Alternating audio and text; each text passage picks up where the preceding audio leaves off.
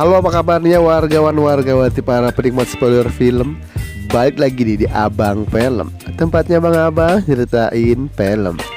Kali ini gua mau nyeritain alur film dari aktor kesayangan kita lagi nih. Ya, siapa maning kalau bukan Om Jason Statham. Dengan filmnya yang berjudul Chef tahun 2012. Oke, tanpa berlama-lama maning dan tanpa banyak ngaco belodei, langsung aja kita ke alur cerita filmnya. Kisah akan dibuka dengan memperlihatkan seorang gadis bocil bernama Mei. Nama panjangnya kurang hafal gua. Kalau nggak salah Juni, Juli, apa Agustus gitu ya. Terlihat sedang melaku-melaku dewekan di sebuah stasiun kereta bawah tanah.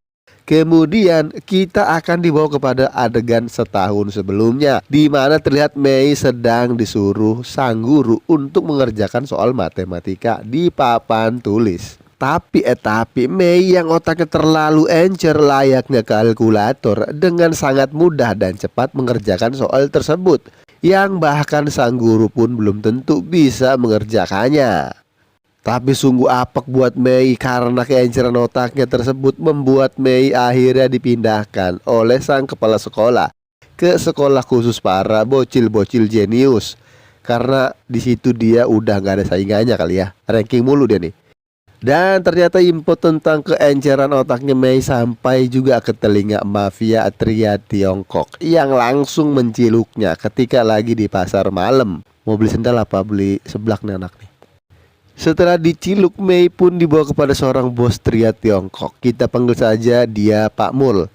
Maksud hati Pak Mul menculik Mei adalah untuk memanfaatkan keenceran otaknya yang akan dia gunakan untuk menghapus semua jejak digital kegiatan kriminalnya. Tapi Pak Mul tidak percaya nih, apakah bener nih bocil nih alias si Mei ini bisa melakukan hal-hal mustajab. Dan diteslah dia nih, si Mei ini disuruh untuk menghitung pakai sempoa.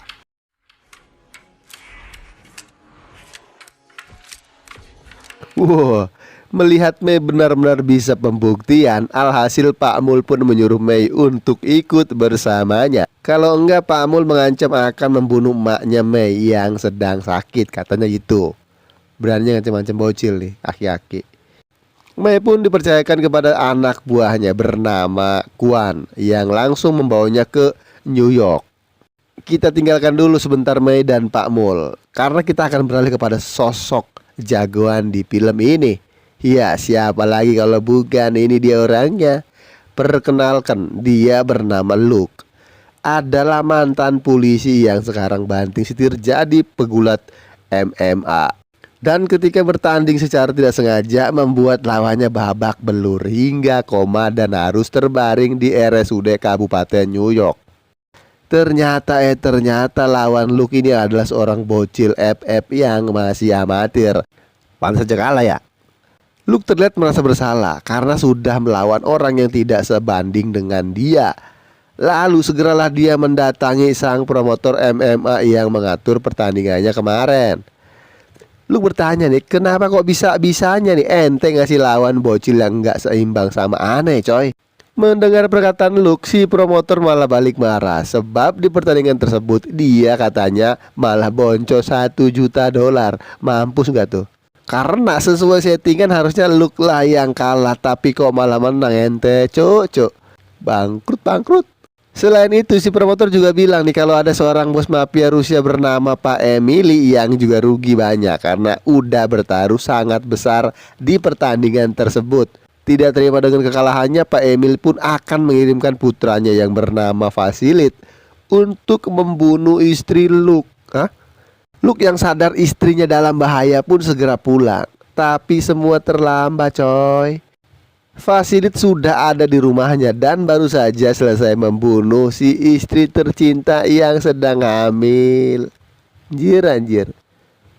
Luke yang mendapati kenyataan itu pun tidak bisa berkata apa-apa dan hanya ngejelengut sambil meneteskan air mata. Di sini Vasilit pun menyuruh Luke untuk pergi dan meninggalkan tempat tinggalnya.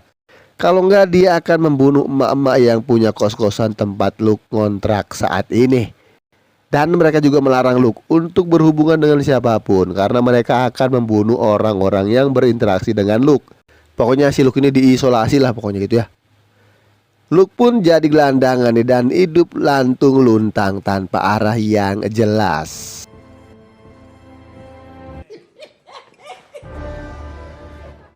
Adegan pun berpindah kepada Kuan. Setibanya di New York, Kuan menemui seorang polisi korup bernama Kapten Wolf, di mana terlihat Kapten Wolf ini menyerahkan berkas-berkas administrasi data kependudukan dari Dukcapil Kabupaten New York atas nama Mei kepada Kuan, yang menyatakan kalau Mei ini adalah anaknya Kuan dan berwarga negara Amerika. Oh, di sana juga ada gitu-gitu ya. 1 tahun kemudian terlihat Mei sudah mulai beradaptasi dengan Kuan dan gengnya. Kemudian Kuan menyuruh Mei untuk menghitung semua omset dari agen-agen slot yang tersebar di daerah Chinatown, New York. Dan setelah menghitung ternyata ada satu agen yang sedikit melakukan penyelewengan dana lah. Kuan mendatanginya lalu kemudian bapak-bapak agen slot itu pun didor oleh Kuan, yang mengakibatkan para nasabah pun kebingungan nih. Besok mau main di mana gitu kita nih. Adegan pun beralih lagi kepada Luke yang udah ngegembel nggak karu-karuan. Terlihat saat itu Luke sedang ada di penampungan untuk bermalam. Tiba-tiba datang seorang pemuda yang meminta sepatunya Luke karena sepatu miliknya udah pada jebol katanya. Lalu keesokan paginya saat para petugas penampungan membangunkan para gelandangan, Luke merasa ada yang aneh nih dengan si pemuda tersebut. Karena udah siang gini kok masih rungkuban baik nih bocah. Luke yang kepo pun kemudian membuka selimut pemuda tersebut. Dan ternyata pemuda tersebut sudah wafat coy. Luke sendiri tahu sebab kematian si pemuda tersebut, yaitu dihabisi oleh anak buahnya Vasilit yang terus mengawasinya. Sebab semalam Luke ini sempat ngobrol kan ya sama si pemuda itu ya. Jadi ya itulah resiko yang harus ditanggung pemuda itu. Bener-bener sadis nih mafia ya. Ngobrol doang sampai dipatenin anjir. Singkat dengan singkat cerita, Pak Mul pun datang ke New York untuk meminta Mei menghafal sebuah angka-angka yang terdapat di secarik deluang. Angka-angka tersebut bukanlah sembarang angka biasa nih coy, melainkan angka-angka kombinasi dari sebuah kode berangkas berisi 30 juta dolar miliknya Pak Mul. Banyak duit nih aki-aki ya. Dan tidak butuh waktu lama untuk Mei menghafal angka-angka tersebut karena baru saja sebentar melihat Mei langsung hafal gitu aja. Keren nih bocah. Dahsyat emang nih bocil. Lalu Pak Mul membakar kertas berisi angka-angka tadi yang otomatis sekarang hanya Mei lah yang tahu angka-angka tersebut. Dan Mei sangat berharga bagi mereka. Ya iyalah 30 juta dolar coy. Kemudian Pak Mul memerintahkan Kuan untuk membawa Mei ke suatu tempat untuk pertukaran kode berangkas, yang nanti di sana Mei akan disuruh menghafal lagi nih angka-angka kode berangkas kedua.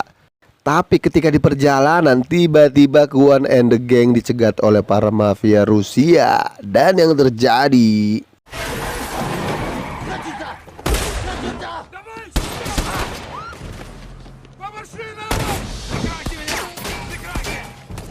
Mei yang berhasil diciluk oleh para mafia Rusia pun dibawa kepada bos mereka yang bernama Pak Emily. Pak Emily kemudian meminta Mei untuk memberitahunya angka-angka yang sudah dia hafal. Tapi Mei menolak lah ya. Dan sebelum mereka dapat menginterogasi Mei lebih lanjut, tiba-tiba datanglah polisi suruhan Kapten Wolf yang sebelumnya sudah ditelepon oleh Kuan. Kemudian saat para mafia sedang meleng nih, Mei pun berhasil meloloskan diri dan lari ke stasiun kereta bawah tanah. Nah ini adegan yang awal nih, ini. Dan seperti adegan di awal film tadi, yaitu Mei sedang luntang-lantung di stasiun kereta bawah tanah. Di sana juga terlihat ada Luke yang sedang berdiri di samping rel kereta untuk bunuh diri. Niatnya begitu dia. Karena merasa hidupnya udah madesu banget, jadi ya udahlah buat apa hidup gitu kan. Tapi seketika niatnya tersebut ia urungkan setelah melihat Mei yang melaku-melaku kebingungan. Tidak lama kemudian para mafia Rusia yang mencari Mei pun datang, yang mana salah satu dari mereka adalah pembunuh istrinya Luke dulu. Melihat Mei umpet-umpetan saat para mafia datang, Luke pun langsung tahu nih kalau Mei sedang dalam bahaya. Dan tanpa pikir panjang lagi, Luke pun langsung beraksi dong.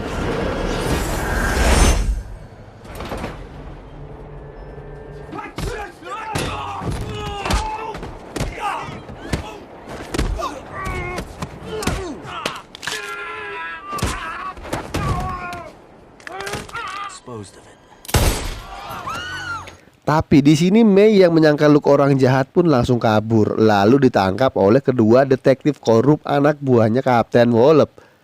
Tapi tiba-tiba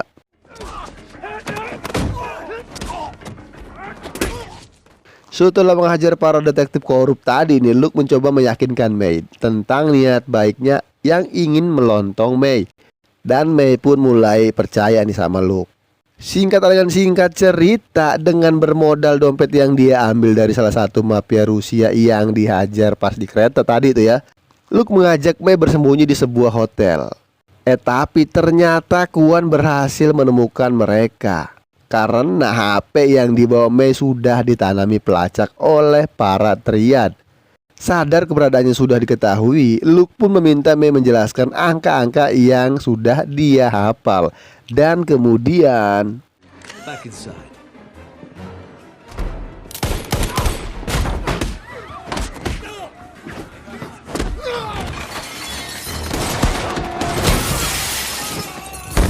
Mei berhasil dibawa Kuan. Dan singkat cerita, terlihat Kapten Wallop sedang menemui Pak Wali Kota untuk melaporkan bahwasanya Luke terlibat dalam urusan ini. Pak Wali Kota yang mengetahui hal tersebut pun memperingatkan Kapten Wallop kalau Luke itu bukanlah mantan polisi biasa.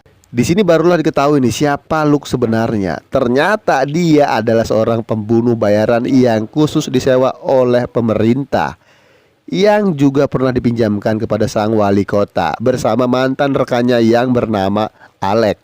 Saat bersama Pak Wali Kota, Luke dan Alec ini pernah berhasil membunuh beberapa bos-bos kriminal sebagai upaya untuk menegakkan ketertiban. Emang kudu gitu sih. Dan Luke memutuskan pensiun setelah berhasil membongkar praktek-praktek korup Kapten Wallop dan para punggawanya. Oh, jadi begitu. Emang udah korup dari dulu nih orang. Singkat cerita, Luke mulai menjalankan rencananya, yaitu menjebak Vasilit menggunakan telepon mafia Rusia yang dihabisi di kereta kemarin. Dan langsung mendatangi Vasilit. Lalu kemudian adegan bakiran pun terjadi.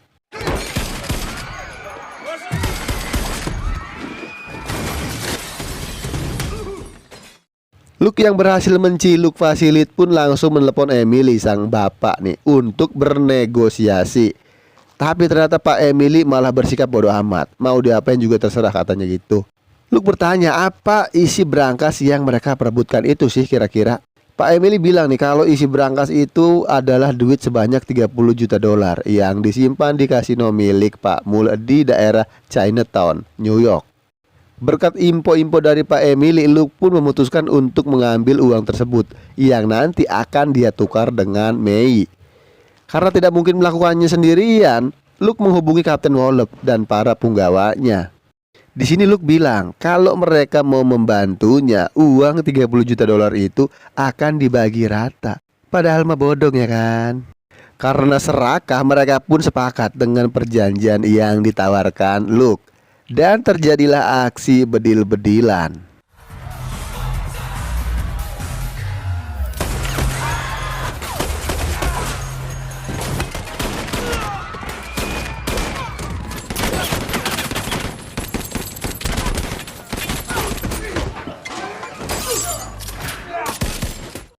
Singkat cerita, setelah adegan bedil-bedilan yang menewaskan 2 orang punggawa Kapten Wallop, sampailah mereka di brankas yang dimaksud.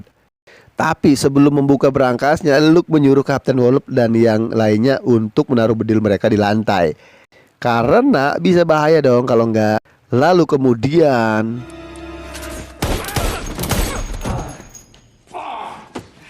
ketika sedikit lagi brankas terbuka, Luke yang tahu kalau Kapten Wallop dan punggawanya akan berkhianat langsung membedili mereka. Dan hanya tersisa Kapten Wallop yang masih urip, yang kemudian disandra oleh Luke. Setelah menggondol uang dari berangkas tersebut, mereka pun berhasil keluar dengan uang 30 juta dolar di tangan. Gokil, gokil. Agar aksinya berjalan lancar, Luke lalu membengket Kapten Wallop dan memasukkannya ke dalam bagasi. Mampus, mampus. Kemudian dengan menggunakan uang itu, Luke menghubungi Alec yang sekarang menjadi ajudannya Pak Wali Kota. Ini dia si Alec, mantan rekannya Luke dulu. Di sini Luke meminta Alec untuk memberitahu apa sih isi berangkas kedua kira-kira. Alec pun bilang nih kalau isi berangkas kedua adalah sebuah disk berisi data-data semua sindikat kejahatan di New York, termasuk datanya Pak Mul juga di situ. Luke pun menawarkan uang tersebut nih kepada Alec, asalkan Alec membawa May kepadanya, dan Alec pun sepakat. Dasar serakah, padahal mau udah pasti dibohongin kan dia. Alec pun bertemu dengan Kuan untuk bertukar kode berangkas. Rencananya nih ya, Kuan akan memberikan kode berangkas berisi 30 juta dolar yang dihafal May kepada Alec, untuk kemudian ditukar dengan kode berangkas isi disk berisi data-data kejahatan Pak Mul. Rencananya. Tapi yang terjadi, Alec yang sudah tahu kalau Pak Mul udah nggak gablek duit pun langsung menghabisi Kuan dan anak buahnya, lalu pergi membawa May. Di sisi lain, Luke mendatangi Pak Wali Kota untuk mengambil isi berangkas yang kedua, yaitu disk berisi data-data kejahatan para kriminal. Singkat adegan singkat cerita lagi, Alec dan Luke pun janjian ketemuan di pinggir laut. Tetapi Luke yang tahu kalau Alec akan melenceng dari perjanjian menolak nih untuk memberikan uang tersebut secara gampang. Luke menantang Alec untuk bakiran agar bisa mendapatkan uang tersebut. Lalu yang terjadi, apek sekali nasib Alec. Baru aja pasang kuda-kuda, malah dibedil sama si May menggunakan bedilnya sendiri sampai nyuksruk. Setelah berhasil membunuh Alec, Luke pun kemudian membebaskan Kapten Wallop yang dia sandra dan memberinya fulus sebanyak 50.000 dolar dari 30 juta dolar hasil rampokan. Emang enak? Ngenes gak lo? Tapi daripada nggak dapet ya. Lalu menyuruh Kapten Wallop untuk mengembalikan fasilit ke ayahnya. Kemudian Luke mengirimkan sisa uangnya kepada Pak Mul dan memberikan sebuah pesan kalau uang tersebut dia berikan untuk membeli kebebasannya May. Luke juga bilang kalau dia sudah membuat banyak salinan disk bukti kejahatannya Pak Mul yang dia simpan di beberapa bank di seluruh kota. Lalu mengancam akan membongkar semua kejahatannya Pak Mul jika Pak Mul dan anak buahnya masih coba-coba untuk mengusik May lagi. Di sini Pak Mul yang sudah mati kutu pun langsung pergi meninggalkan New York. Karena takut lah ya kalau nanti Luke akan membongkar semua kebusukannya. Emang enak. Kemudian tibalah kita di adegan terakhir film ini, di mana terlihat Luke dan May sedang ada di dalam mobil, lalu berencana untuk meninggalkan kota tua. Film pun the end. Dari semua alur ceritanya, gue punya kesimpulan kalau orang yang paling apek di film ini adalah para punggawanya Kapten Wallop. Gimana enggak ya kan? Karena mereka awalnya berharap dapat rezeki nomplok, tahu-taunya malah modiar. Oke lah, terima kasih udah nonton sampai selesai dan sampai jumpa.